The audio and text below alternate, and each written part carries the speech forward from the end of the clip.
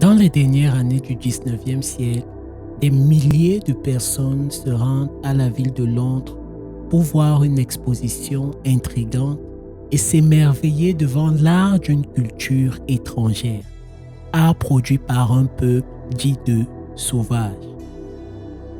L'existence même de ces œuvres représentait un immense challenge au narratif colonial de l'époque que soutenaient les Britanniques. Le public était à la fois fasciné et troublé par ce qu'il voyait.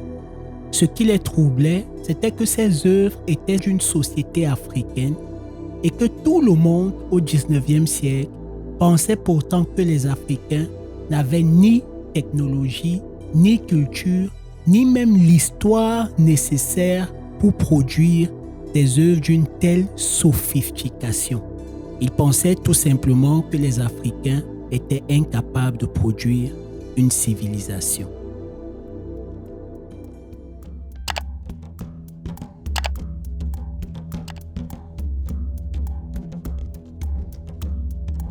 Formé au XIIIe siècle et héritier de la tradition Nok et Ifé, le royaume du Bénin était peuplé par les Edo parlant le Kwa. Le royaume prospéra entre le XVIe et le XVIIe grâce au commerce régional inter-africain ainsi qu'au commerce avec les Européens.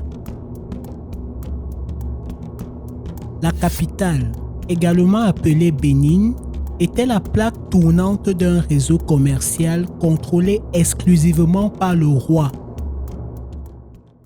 En 1514, le roi du Bénin entama des relations diplomatiques avec le gouvernement portugais en envoyant une ambassade en Europe, apparemment avec le motif de négocier une cargaison d'armes à feu à envoyer à son royaume.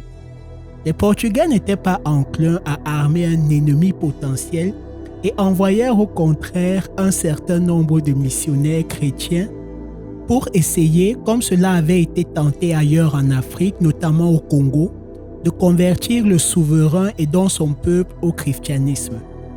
Le roi resta fidèle à ses croyances traditionnelles et il imposa d'ailleurs un contrôle strict sur le commerce de son royaume, créant ainsi un monopole royal.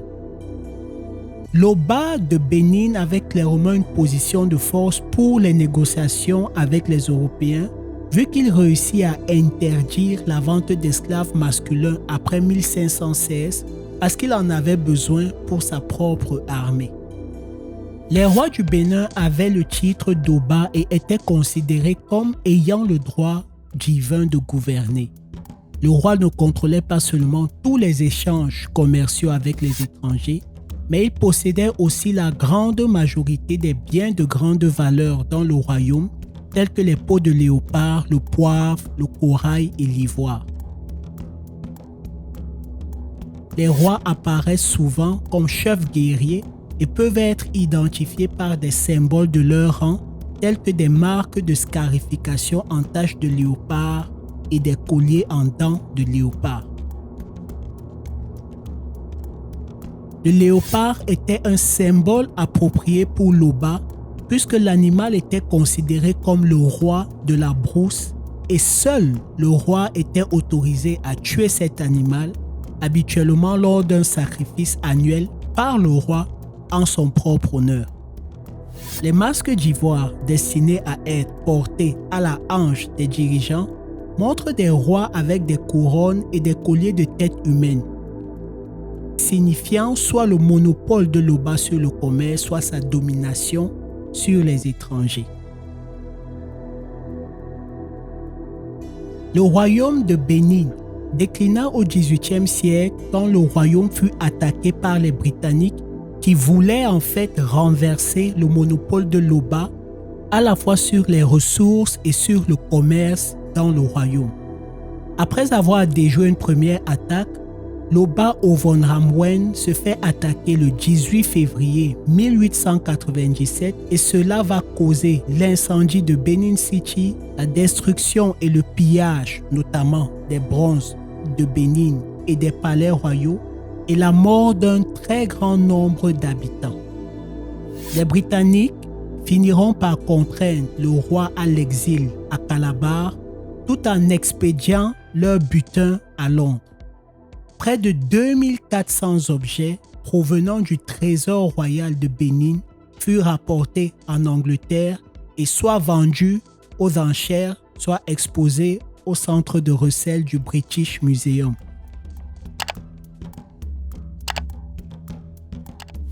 Les fouilles de la ville de Bénin, capitale du royaume, ont révélé qu'elle était autrefois entourée de hauts remparts.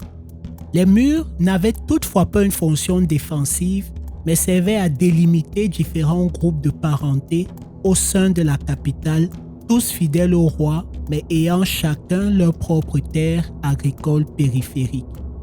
Un capitaine portugais du nom de Lourenço Pinto décrivait ainsi Benin City en 1691. Le Grand Bénin, ou ville au bas, est plus grand que Lisbonne. Les rues s'étendent aussi loin que le regard peut se porter. Les maisons sont larges, en particulier celle du roi, qui est richement décorée et a des colonnes ultra sophistiquées. La ville est riche et prospère. Elle est tellement bien gouvernée que le vol n'y existe pas et les gens vivent dans une telle sécurité qu'ils n'ont pas de porte devant leur maison. Les bronzes du Bénin sont aujourd'hui considérés comme parmi les plus belles œuvres d'art au monde, mais surtout comme une claque magistrale au discours raciste et négrophobe qui sous-tendait l'époque coloniale.